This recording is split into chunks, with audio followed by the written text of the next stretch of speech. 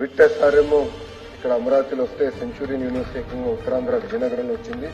క్రే university Nellore జిల్లాలో వస్తాం జరిగింది. అంటే అభివృద్ధి వికేంద్రీకరణకి ఆనాడు కూడా మేము కట్టుబడి ఉన్నాం.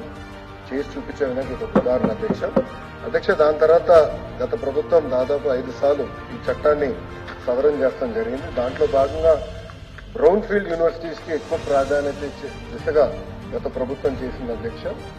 దాంట్లో మీరు చూస్తే బ్రౌన్ ఫీల్డ్ యూనివర్సిటీస్ లో కూడా ఒక 4 యూనివర్సిటీస్ బ్రౌన్ ఫీల్డ్ యూనివర్సిటీస్ అంటే Mohan Babu university, Hanumachari university, Godavari global university, Aditya university, ఈ 4 యూనివర్సిటీస్ కూడా బ్రౌన్ ఫీల్డ్ యూనివర్సిటీ కింద వస్తాం జరిగింది అధ్యక్ష.